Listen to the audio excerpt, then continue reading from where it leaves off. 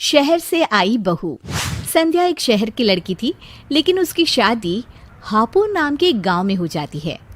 वो अपने पति प्रताप और सास ससुर के साथ वहां रहती है।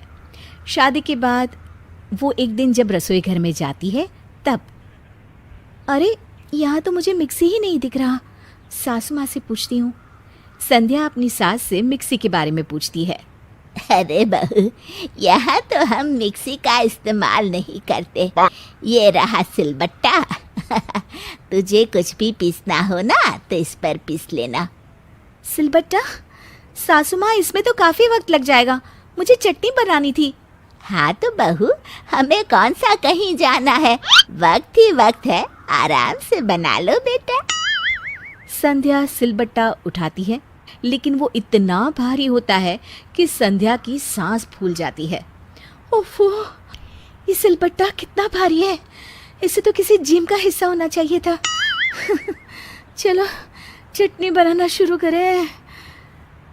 रात को सास रसोई में आती है और देखती है कि बर्तन नहीं धुले हुए हैं। वो संध्या को बुलाती है और उससे पूछती है। अरे बहू, बर्तन नहीं धुले, तबीयत ठीक नहीं है तो मैं धो देती हूँ। अरे सासू माँ, आप मत धोइए, नौकरानी आ जाएगी ना, वो धो देगी। नौकरानी?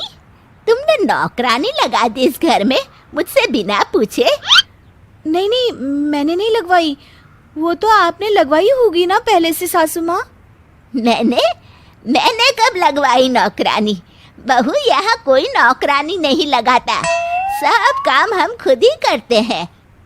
पर मम्मी जी, इतना सारा काम आप अकेले कैसे करती हैं? हमारे घर में तो बिना मेड के काम ही नहीं चलता। बहू, तुम शहर से आई हो ना, यहाँ गांव में ऐसा कोई रिवाज नहीं है। तू जा, मैं धो देती हूँ बर्तन।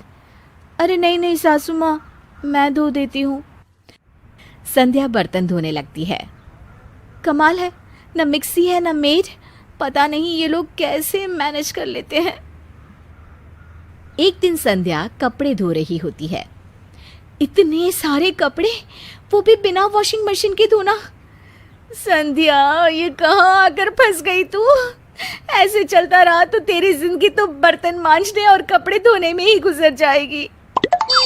संध्या अपने कमरे में आती है और अपने पल्लू से हवा करने लग जाती है। अरे संध्या, क्या हुआ तुम्हें? क्या होगा, यहाँ तो एक बार लाइट जाती है तो फिर आने का नाम ही नहीं लेती। मुझे समझ नहीं आता कि हमारे घर में इन्वर्टर क्यों नहीं है। अरे इतनी अच्छी तो हवा चलती है, जाओ बाहर आंगन में खाट पर बैठो, तुम्हें बहुत अच्छा लगेगा। नहीं जी, मुझे नहीं बैठना खाट पर। वहाँ मेरे घर पर तो पापा ने मेरे कमरे में भी एसी लगवा कर रखा था, और यहाँ एसी तो छोड़ो, इन्वर्टर तक नहीं है। मेरी तो लाइफ ही खराब हो गई।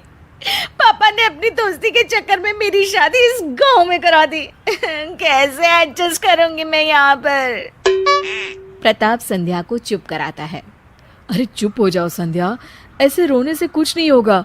देखो, हमें अपनी परेशानियों का हल भी खुद ही निकालना आना चाहिए ना, है कि नहीं? आप तो चुप ही रहिए, आपको क्या पता, दिन भर सारा काम करती रहती हूँ मैं। ये सब बातें बोलने में अच्छी लगती है। मेरी तो मत मारी गई थी जो शादी के लिए हाँ बोल दिया। अगले दिन संध्या अपने घर का काम खत्म करके अपने कमरे में आती है तो उसे एक गिफ्ट दिखता है। अरे ये क्या है?